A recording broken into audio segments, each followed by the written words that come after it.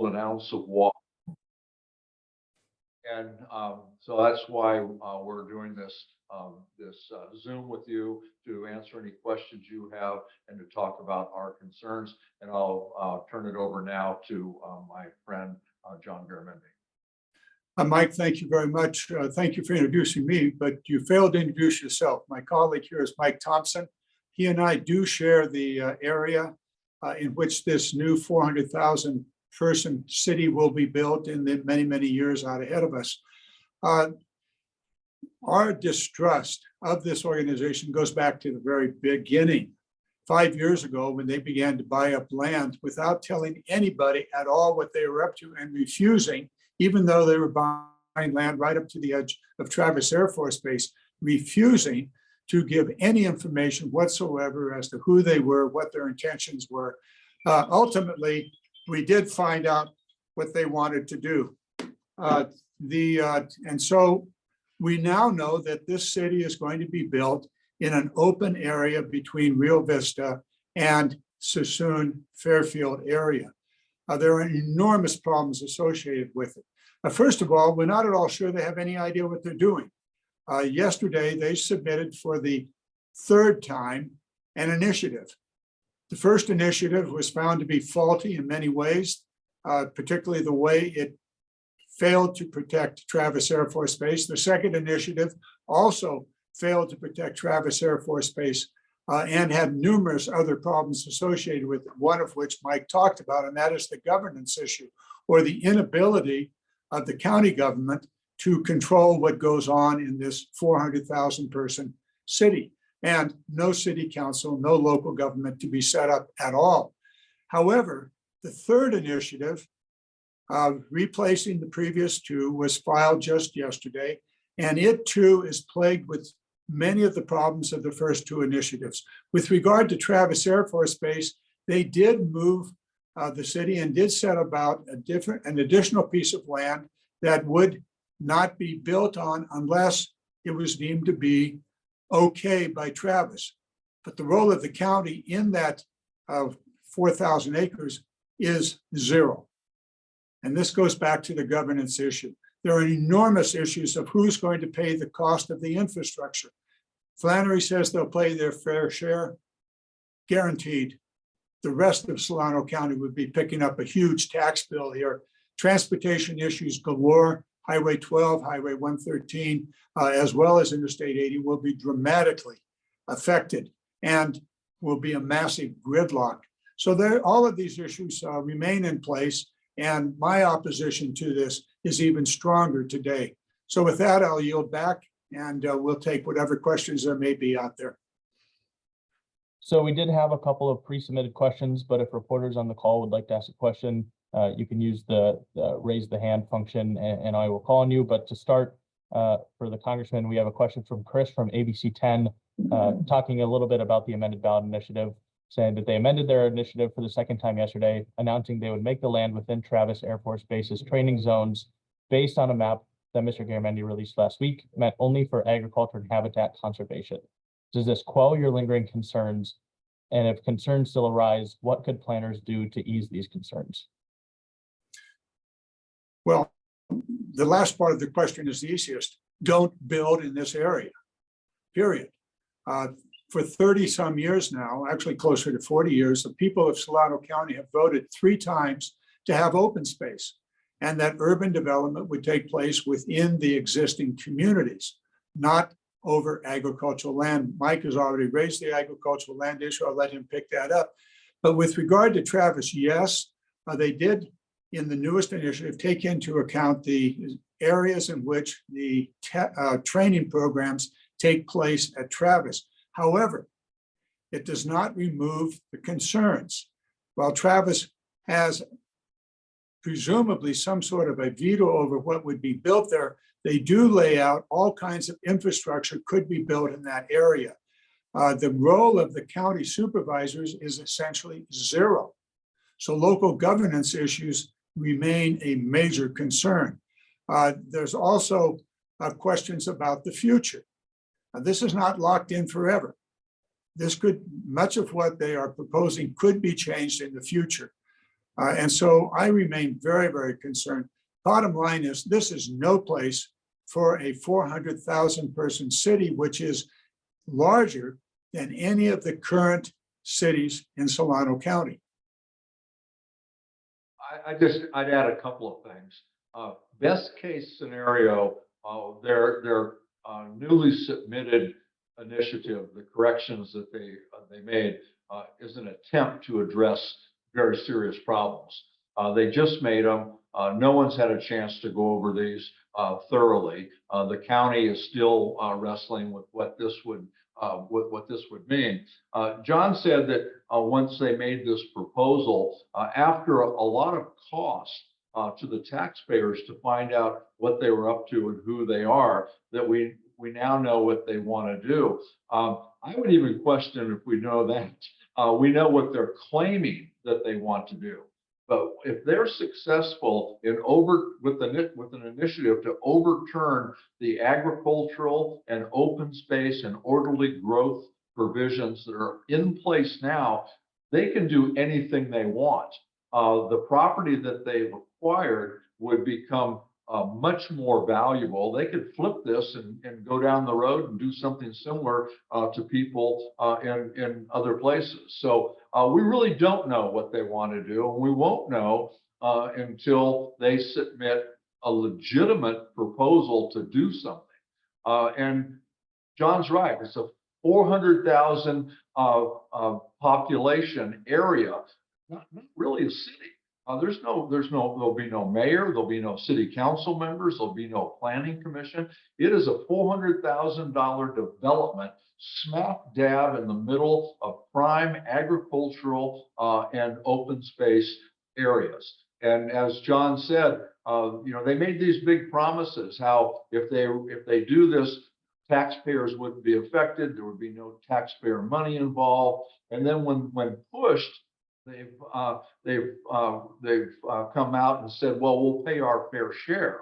Well, if the highway needs to be completely rebuilt, or the water delivery system needs to be rebuilt, they're going to pay their fair share. What part of the total cost is that, and who pays the rest? The answer is the rest of the Solano County taxpayers.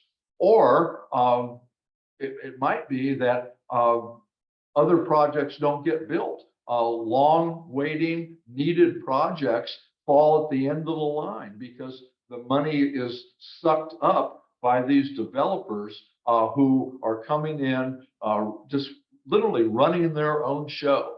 No orderly process, no governmental oversight.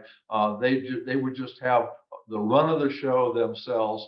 And they may be the greatest people in the world with the most lofty ideas and morals, but I believe that you trust but verify. And there's nothing that they have done that leads me to believe they're trustworthy, and there's nothing in their proposal that will allow for verification. Okay, we'll go to Devin with ABC 10. Devin, if you could unmute and you can ask your question. Thank you. Can you guys hear me okay? Oh, yep, looks like you can. Travis Air Force Base has the potential to be solar powered. I know there's 10 bases right now in the United States. California Forever has expressed they would be open to sharing the solar energy. Is that something that is going to be pursued? If I might, I'll go ahead and start this one. As chairman of the Readiness Committee responsible for 1,100 military facilities around the world, we are pushing the military for each base to be resilient to whatever the threats might be in that area.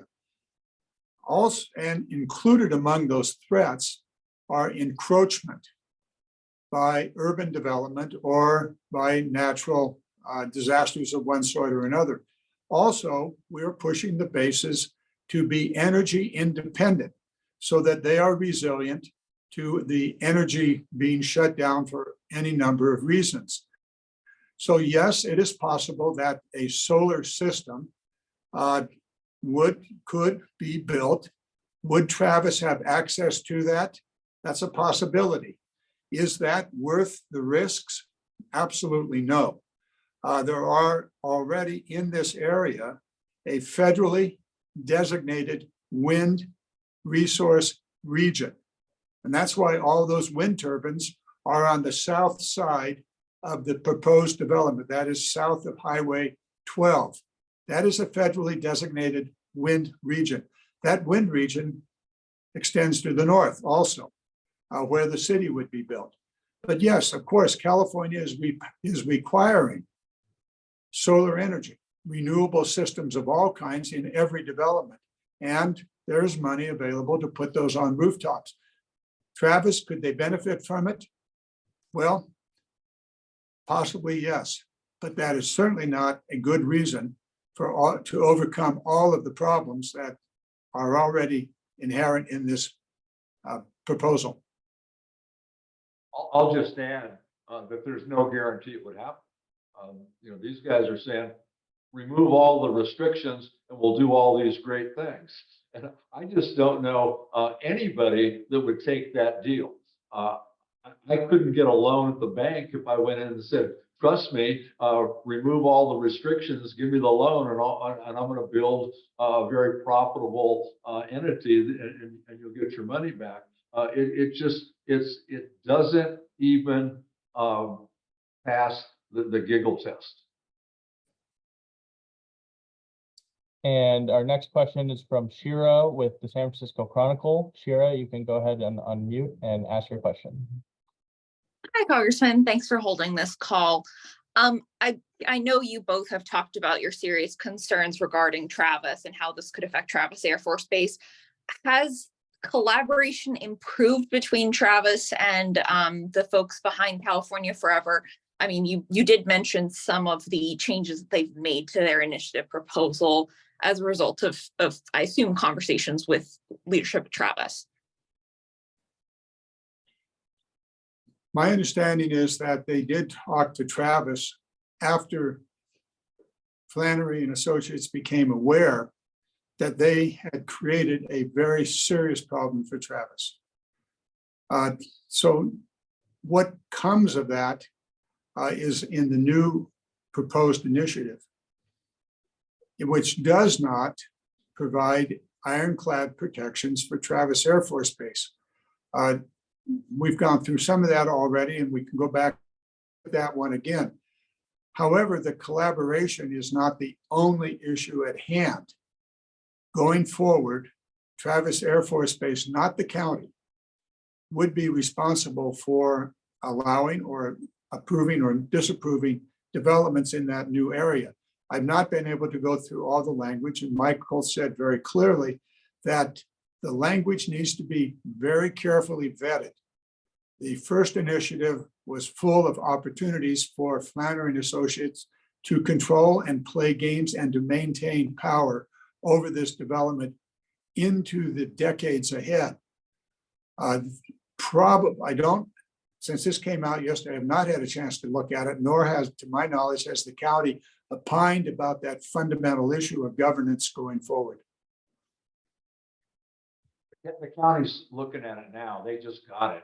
So, and that's kind of how this group has operated all along. They don't openly share the information with the people that need to know. And as has been pointed out already today, they bought this property secretively, didn't disclose who they were. The federal government had to do an investigation into the people purchasing the property. They weren't cooperative until they were forced to be. And now they say, trust us, we'll do the right thing. Okay, next we'll go to Aditi with KQED. Aditi, you can go ahead and unmute and ask your question. Hi there. I am curious, there have been many local elected officials who have come out against the plan and feel that the county should continue planning through orderly growth. California Forever says that that doesn't yield housing very quickly. I am curious how you feel about the project and how it could combat California's housing crisis. Well, I'll start. And as I've already said, we don't know what the project is. We know what they're telling us they want to build, but we don't know. And you cannot provide protections for the area. You cannot provide the path forward on any type of development through the initiative process. That's why you have, when someone wants to do a development, they enter into a development agreement with the county. This initiative approach by Flannery exempts them from that. It removes all of the restrictions. It removes the provision for orderly growth, and it gives them basically a blank check to do what they want to do, and the rest of us will suffer the consequences. Mike, let me pick up on something you had said before, and that is that this development will be in competition with the cities, the existing cities in Solano County and in neighboring counties for state and federal money for housing.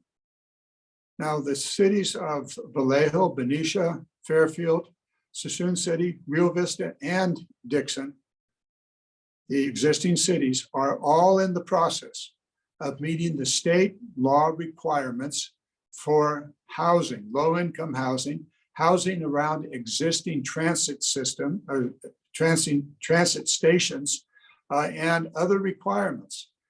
There is some federal money available to support it. In fact, I have a piece of legislation called the Home Act, which would substantially increase federal money for low income and moderate income housing. And Mike, I know you're involved in all of this also. But this new city would be in competition for that money. And it has no infrastructure whatsoever in place today. Where's the water coming from? Where's the sanitation going? Where's the electricity? Although we talked about that a moment ago. What are you going to do about Highway 12? This thing is right smack in the middle of one of California's congested roads, Highway 12. And you're going to stay on, and where is the development for, they talk about jobs being developed there. Why would you not use the existing infrastructure in the existing cities to build your housing? You don't have to start with the expensive infrastructures. It makes no sense. This is no way whatsoever to answer the housing crisis. Quite the opposite.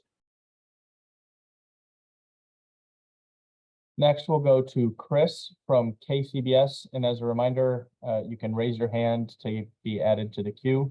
Chris, you can go ahead and unmute and ask your question. Excellent. I appreciate you guys taking some time here to talk to us, because obviously there's a lot of concern about this. I'm just curious, is there an open channel of communication between your offices and California Forever at all? And it seems as though right now the main sticking point is the initiative process, the fact that they've chosen to go through here as kind of a workaround of the typical development process. Let's say they pull that initiative and then work over the next, say, 12 to 16 months to build a more robust plan.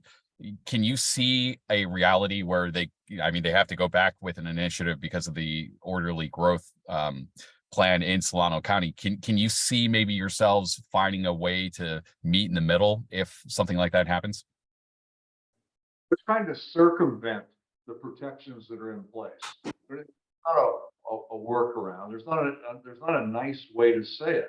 They're trying to tip the existing protections that have been voted on consistently by the voters of Solano County on its ear and end run this thing and do their development. I've met with them twice. Every time they've asked for a meeting, I've met. Every time I've been disappointed. When we heard about the fair share stuff, I heard about that when I met with them. I asked them specifically because they did a poll, and it was a push poll. They were trying to influence the voters, saying that they were going to build utopia and no one was going to have to pay for it. And I asked them about that. I said, so you're going to pay for everything? You're going to pay for the water delivery system. You're going to pay for a new highway on Highway 12. And they said, we'll pay our fair share. And as we both said today, that should light up concerns across the board because their fair share, they'd have to, if they went through the regular process, they'd have to pay their fair share. But by circumventing that and agreeing to pay their fair share, that means the rest would be paid by someone else without the luxury of going through the planning process. It'd just be here, it's dumped on the rest of the taxpayers. And as I said earlier, that means higher taxes. That means other projects in other areas that are on the planning desk don't get done. They've also promised, they said grants to first-time home buyers. I think they said $55,000. And it was one of your colleagues that asked the question, would it be a grant? And then they stepped back and they said, well, it could be a grant or it could be a loan. Well, there's a big difference between the two. And there's tax implications to that as well. If they did give everybody who was buying a house a $55,000 check, they would have to pay taxes on that. It could very well put them in a higher income tax bracket, which would impact their ability to get a loan. This is just, it's not well thought out public policy with input from everyone who's going to be concerned. It's just their promise, and they seem to amend that promise as they go along. They promised $700 million. They're dangling a $700 million carrot out in front of voters, and there are no guardrails on this initiative that would make that $700 million happen. It's just their promise. Once this thing is passed, if it is, and I believe the voters are much smarter than to fall for their baloney. But if it were, that $700 million, if it were even there in the first place, would evaporate. Mike, I think you covered that well. Thank you. It looks like Devin from ABC 10 has a follow-up question. Devin, if you would like to unmute, you may ask the question now. Two parts. One for Congressman Garamendi, if he could re-go over the impacts to Travis. I know he has some very compelling numbers in terms of training exercises and other things like that this could impact. Second, for anyone to answer, is there concern over the potential conflict of interest that the California Forever investors sit on some very important and prominent government committees and might use that sway, such as Mark Andreessen being on the Homeland Security Advisory Council? With regard to Travis Air Force Base, I'm going to pick up on part of what the previous question has. No legitimate developer would ever spend $800 to $1 billion buying land without opening a discussion with the county or the city so that they knew what was going on. This is the third draft of their initiative, which proves that they don't know what they're doing. They're groping in the dark, trying to find a way to make it fit. The reality is it is the wrong place for a new city, no matter how you deal with it. With regard to Travis Air Force Base, there is no way that Travis Air Force Base will be positively affected. It's all negative. The development to the east, a major city to the east, will have dramatic negative effect, even though they now have set aside an additional acreage that will not be a city, but it will be infrastructure. What kind of infrastructure is going to be there? What is the effect of that infrastructure? We don't know. It could be any kind of infrastructure. And depending upon what Travis is in the future, we do know this. Travis Air Force Base is a critical national security asset. It is the gateway to the Pacific. Thousands upon thousands of tons of munitions, equipment, and hundreds or thousands of personnel move in and out of that base every week, going somewhere around the world. If we ever pass the legislation here to refund our effort to help Ukraine, we will once again find aircraft leaving Travis, going all the way to Poland to deliver munitions and other equipment to the Ukrainians. Similarly will happen every day going westward. The training programs, there's no way it will not be affected. Now, because it'll be hemmed in. Now, presumably within the pattern that has been set, they can operate. But if it's a windy day, if it's a foggy day, then trying to stay within that pattern may be impossible. And they will begin to fly further to the east on their training missions, going over a city. Not a good thing to do. So the question here is, should there be a city at all? The answer is definitely no. We haven't covered all of the issues here, but we've covered many of them. Now, I think I've missed the second part of your question, so my apologies for that. Let me add one thing, and John is absolutely correct. Travis Air Force Base is the crown jewel in regard to our military on the West, and we need to do everything we can to protect that. And I'll just give you one very clear example of what bad impact could have on Travis. It wasn't that long ago, and some of you may have been around then, when the military shut down Mare Island Naval Shipyard in Vallejo. It was devastating, not only to Vallejo, which subsequent to that base closure filed bankruptcy, but to all of Solano County. At that time, Vallejo was responsible for $1 billion with a B, $1 billion a year in economic activity in Solano County. Now, fast forward, I don't know what the number is, but it's grown far beyond the $1 billion amount. This could devastate the local economy. And the last thing we need is any type of development to devastate Travis Air Force Base. Michael, thank you for bringing that up. Travis Air Force Base conducts every year a review of the base, a public ceremony taking place on the base. That ceremony took place 2 weeks ago. And they laid out the economic impact. It's in a couple of $1 billion. It's 30,000 people.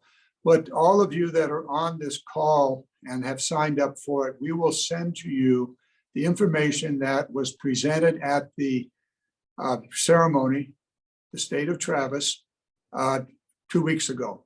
And you'll find that the number of people, the number of activities, the economic impact, the people that are directly and indirectly employed as a result of Travis.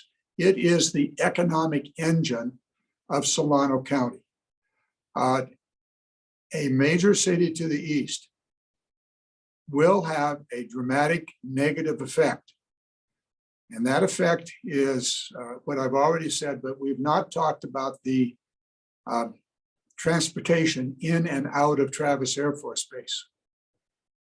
At 400, just imagine the existing transportation problems that exist in the area. Those of you that have traveled on Highway 12 from Interstate 80 to Rio Vista, it is a major truck route now cutting across Interstate 80 to I-5. It's a shortcut, heavy impact.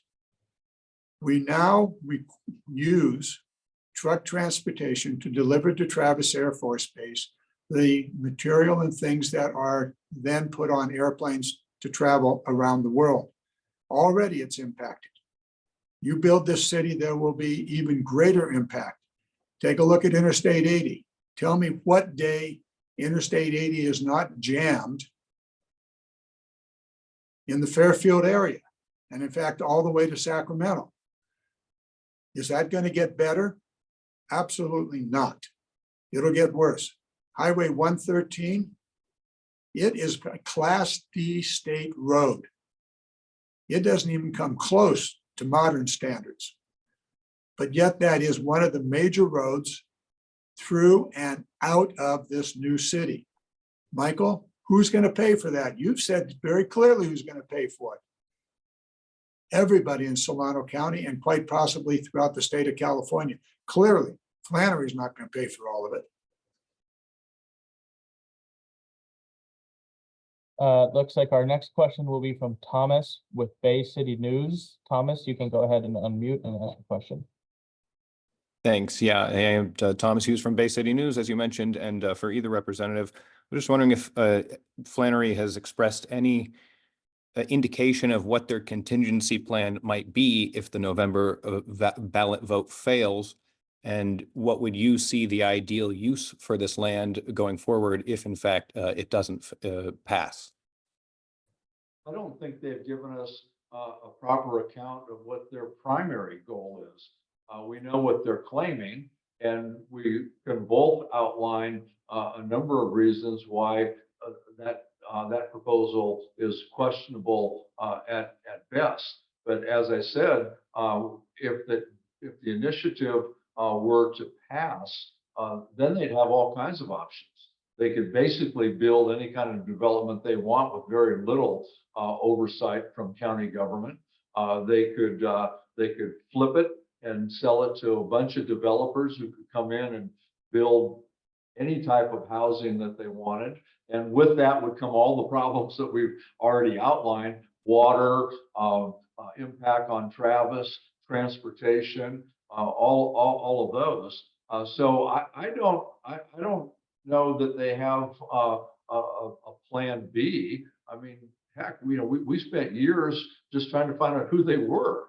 And, they did this in secrecy, and in part because the primary investors in this, or the people buying the property, were both foreign nationals. And I'm assuming that had that been known, that would have sent up all kinds of warning flags, and would have slowed them down in their purchasing.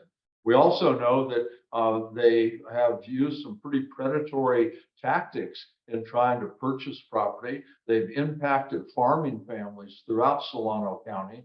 They put some out of business, and they've made doing business for others very, very difficult. So, if they came forward with Plan B or Plan C or Plan D, I would take it all with a grain of salt. Great. Looks like Devin has another follow-up question from ABC 10. Devin, you can go ahead and unmute and ask your question now. Sure. Are there concerns about a conflict of interest considering a few California Forever investors sit on very powerful government boards, such as Mark Andreessen on the Homeland Security Advisory Council, that they could use that sway to somehow still push through or garner more support? I think anytime there's money to be made, those who are in the position to make the money are going to use whatever sway they can. And I think we've already seen this. Just the investors that we know about are some of the most powerful, influential people in the state. And I would be concerned, and in regard to everybody's influence they're going to bring to that. That's why it is so important for the voters of Solano County, the men and women that get up every morning and go to work and pay the bills and contribute to the county. They need to be involved. Their say-so needs to be heard, and their vote needs to be counted. I'm going to pick this one up, Mike. The CFIUS investigation by the Treasury Department, the FBI, is thought to have ended. There are multiple LLCs involved in the financing. I don't believe that the thorough investigation has taken place. And my view is that additional investigation is needed. The question of undue influence ought to be observed, and questions need to be raised with regard to that. I don't know if it is or if it isn't, but you're correct. At least two of the investors are on two very, very important boards. What is their influence on those boards? What is the influence of the board on multiple issues? But I want to make it very, very clear here that it is ultimately, as Mike just said, it is the citizens, the voters of Solano County, who for almost 40 years now have said development is desired, We want development. We want housing. We want better schools. We want roads. We want it done in the existing communities. We want to maintain the open space. We want to maintain agriculture. It is one of the beauties and one of the assets of Solano County. And the voters have repeatedly, 3 times over those decades, said development is going to take place in the cities that exist today, not in a new city. This issue is going to go before the voters in November, unless they want to come back with yet another version of an initiative. So beware, voters. They're promising a new city, a new development. It's going to be beautiful. There's going to be walking. It's going to be a town, a real downtown. That already exists. It exists at Disneyland, complete with Mickey Mouse and Goofy. This entire thing is goofy. Makes no sense. So going forward, major question. It is a question before the voters of Solano County. And for those voters, beware. Beware of a fast-talking real estate developer that has big plans for you to fleece your pockets. Okay, next we'll go, it looks like Shira from the Chronicle has a follow-up question. Shira, you can go ahead and unmute and ask your question. I want to go back to something you said earlier. Why would the county have no authority? Wouldn't they have authority over governance of this until a city was incorporated? Now, the problem is that the way this is structured, by using the initiative process, the initiative would remove all of the protections on that land. And the amount of input the county would have after that was done is minimal. And the county is very concerned about this. There is no incorporation. An incorporation is usually associated with a city and a city government, mayor, city council, planning commission, and so forth. None of that is envisioned here. It is, as Mike said, the ability of the county that would normally be available is mostly removed in this initiative.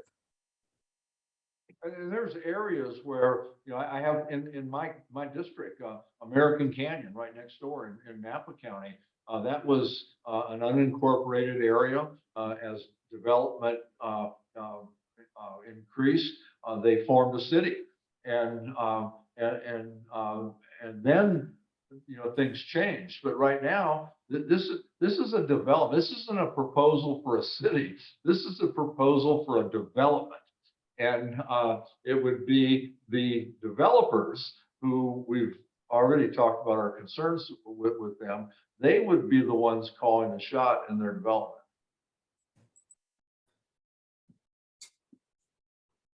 Okay, and one last question from Chris with ABC 10.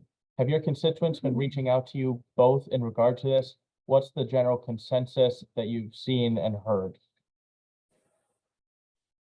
No one has reached out to me and asked that I support this project. I had one individual, and not even from my part of Solano County, from a part of Solano County that I used to represent, that John represents now, that told me that he had looked at this and thought it might be a good idea. And I spent 2 seconds explaining, some of the concerns that I had. And he said, boy, I hadn't thought about that. You're right. But overwhelmingly, people have great concerns, and most people everyone that's contacted me has come out in opposition. I think there are 2 ways to answer that question. First of all, the community program that took place 2 Sundays ago was filled with probably close to 300 people from all over Solano County with enormous concerns. It was a grassroots effort. Mike and I were asked to speak at that. We did. And I was very surprised by the breadth, and even more so by the intense opposition that was displayed with everybody that I talked to. And I probably talked to maybe 100 of those 300 people that were there. The second thing is, I've learned over the years to judge proposals and people by their past actions. this organization, despite repeated efforts by my office, by me, by the county, and by Travis Air Force Base dating back 5 years. What is going on here? Who are you? The current face of this organization, Flannery organization, hid until the FBI showed up at his door. And then suddenly we found out at least who some of the investors are. We don't know all of the investors. Secondly, this organization has put forth a third initiative. The previous two were found to be in fault in one way or another. The third one is now under analysis. Certainly, I'm going to analyze it, and I know the county and others will also. Is it worthy? Well, the overall program is not worthy. Third point, I asked the current leader of this gang, what are you doing about the lawsuit that you have filed for $500 million on 6 ranch families? Turns out one of the 6 threw up their hand and just sold their property. The others remain under that lawsuit, having to hire lawyers, mortgage their ranch, and come up with the money to defend themselves. They don't want to sell. When I asked, why are you continuing? They said, because these farmers have cost us a lot of money and they owe us $500 million. Is that the kind of organization the people of Solano County want to work with? Question for the county, question for the voters. And it looks like that. John, I was there when you asked that question, and I had difficulty understanding why they believe these farmers, ranchers, owe them $500 million, other than they wouldn't sell them their property, and the $500 million is what these guys think they would have made had they been able to purchase that property. And you know, if somebody owns property and they don't want to sell it, end of discussion. You don't come back and if I asked to buy your family ranch, John, that your generations and you put in conservation protection, and your whole family runs that as a beautiful piece of habitat. And if I asked you if you would sell it, I know the answer. You would say no. And does that mean I would say, okay, I'm going to sue you? You're costing me money. It's ridiculous. That's exactly what they're doing, Michael. That is precisely what they're doing. And the property, as near as we could tell, is not included in the current city plan. So this is vengeance in some way. And but it goes back to the basic. Who are you dealing with? Do you trust the people you are dealing with? Well, I think we've answered that, at least to my satisfaction. Answers no, I don't trust them. And their initiative creates even greater distrust as I look at that initiative. So there we have it. Great. Those were all the questions we had. Thank you all for attending. Congressman, thank you for your remarks, and we hope to see everybody soon. Thank you all very much. Thank you all. Bye-bye.